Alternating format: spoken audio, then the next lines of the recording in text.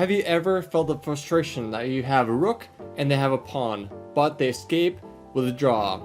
So even Fide Masters, I know, they struggle with this concept sometimes, and you need to know the attention to detail to make the rook and the king work together to have a win. So in this video, you'll be learning how to use the rook and king together to win these endgames. So let's get started. So let's see this situation. So a lot of Scholastic players will say, oh, I learned to have the rook behind the passed pawn. So rooks typically like to be behind passed pawn. So maybe rook c8 is the best move here. When in fact is not the right move. It'll be a draw because after king d5, let's say king g7 to get the king in. There you go. King d4, king f6. It looks like we're making progress in c3. We'll just say maybe king f5 closer. So king e3. So you see this king is blocking out the white king a little bit. So now black goes c2 and king f3. King d2 is a promotion, and there's no way to stop that without sacking the rook. So that's not going to be helpful at all. So now rook c8. There's only one move to win. There's only one move to win with the rook. So where to go with the rook? So this technique is really encouraging to see how you have the rook cutting off the king from the pawn. It's a big hint. So it's a way to separate the king from the pawn and win the game. To take the pawn without the king being involved to protect the pawn on c4. So the move is rook g5. So black has two moves, pretty much two plans.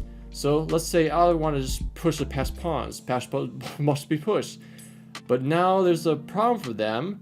There's rook g3 attacking the pawn. So if they go, okay, must be pushed, b2. Then we go both of different moves, but rook c3 is the simplest in taking the pawn. This is when we use the principles of having the rook behind the passed pawn without the king's interference. So let's go back. Let's say, alright, I'm just going to be shuffling my king until my rook on the 5th rank will be off there. I'll just have the go ahead to go to the 5th rank and draw you. So instead, for us, we're going to have this case of just using our king. Yes, this is where the cooperation of the king and rook to come into play. So we have the king h7. The plan is to go king h6. There, it's just moving over the rook to the h file and just going this way. Again, if they go c3, we're just going to go rook d3 and take the pawn in c3 really easily. So there's no way to stop this plan. And king g4, we can do this one. There's no worries about c3 or running away. So let's say if they go c3, if you're worried about that, just go king f3. If they go c2, rook g1, rook c1, and rook c2 is a win for white. So now we're looking at the second example we have here. So we want to have the principle of having the rook behind the passed pawn. So moves like rook e2 will be drawing for white. So there's no way to win after king d3. Have to move the rook again. They can go rook e3, but then black goes king e2, and there's no way to make progress. So we want to have this concept of this way, rook c8 check, to be relatively back behind the passed pawn, the king, to thwart their plans. So the king can go either go to the d file or the b file. Let's see them both. So let's say if they go king d3. Now we go rook b8. So they have to move the king back to the c file. So maybe c3. And now that allows us to move the king to e3. We pass the turn on to black so they can go b3. Now we go check. So they can go king b2. Now, in this case, we can go king d2. Just to coordinate the king and the rook to win the game again. So black can go king b1. We can go rook b8, b2. And now we can go just a waiting move. Maybe rook b7, doesn't matter. If they go king a2, we go king c2. there's no way to promote the pawn. There's no stalemate.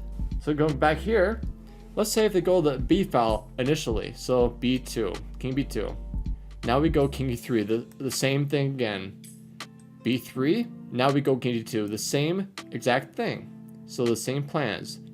So let's say if they go king b1, so if they go king a2, we're gonna have this really lovely king c3 move, allowing us to penetrate with the king. b2, doesn't matter. Rook a8 check, king b1, and then rook b8 will be winning the pawn because the king will be not able to lose after losing the b pawn, and then we win as white. This third example, I'll show you the position exactly where I saw the Fide Master draw the position that should have been won. So you're learning how to not mess up like he did. So white goes rook c7, simply like the last time.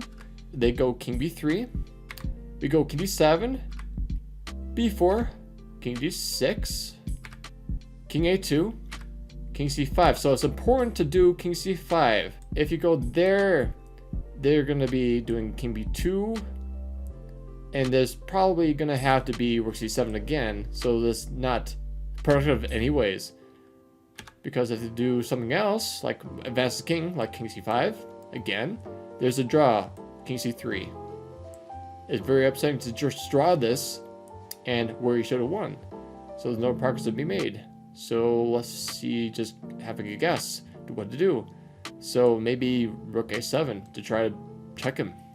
b3, check, doesn't matter. Maybe king c2, king c4, b2, check. So we can, black can go king b1. It's like you're probably thinking, oh, can't I just do king b3 and just game over? No. King a1 is a draw, because if rook takes b2, it's stalemate, and if we shake hands, the game is over and is a tie. So this is a very, very bad way to go. So it's important to know that in this position exactly, you want to go after king a2, king c5. Now it goes b3, doesn't matter, we go king b4 right away. You see how we accelerate the speed of the king to go to b4 faster than we had before. So they go b2 like we saw, but now we go rook a7. They have to go king b1, and now we go, in this case, king b3. They can't go to a1, so they have to go king c1. We go rook c7, they go king b1 again, and we go rook h7 is their key move. So we're gonna just try to checkmate him. So they have to go king a1. Looks sort of familiar, right? So it's a draw if you go there because it promotes. But we don't go there. We go back to a7. They go king b1 because they have to, and then we go rook a2, and we win the pawn on b2, and the game is over for black. So let's just take a look at this example, where black has two passed pawns. It's white to move and win. And black has pretty advanced passed pawns, and a3 and b3, but white wins. It's white to move. You want to do proactively attacking the pawns, so maybe rook d2 is the best check. It's definitely the best check.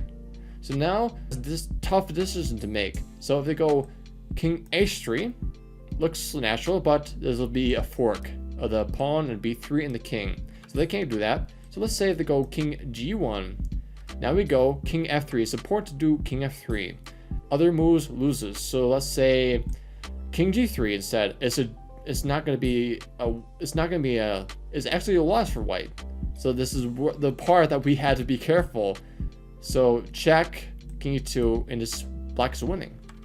So it's a very good key to know that the king has to go king f3.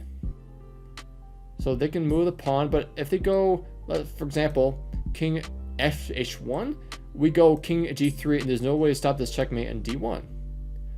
So the same thing with king f1, checkmate, and 1. So they have to move a pawn. Let's say if they go b2.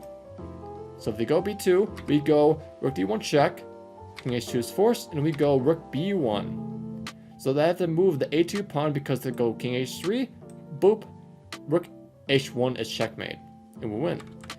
So we're gonna do, well, they have to do a2, and we just do rook b2, check, and win the a2 pawn and win the game.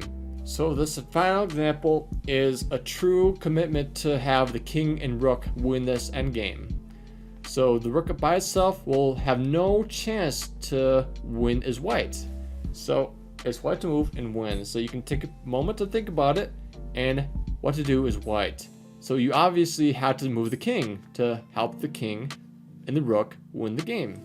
So the best move, I think, is just moving the king. So king b6, black can go king g7, we go king c5, king f6, king d4, king f5, king e3, king g4, king takes f2, king f4. It's very important now to what to do, because if you go for a pawn, let's say king g2, it'll be a draw already.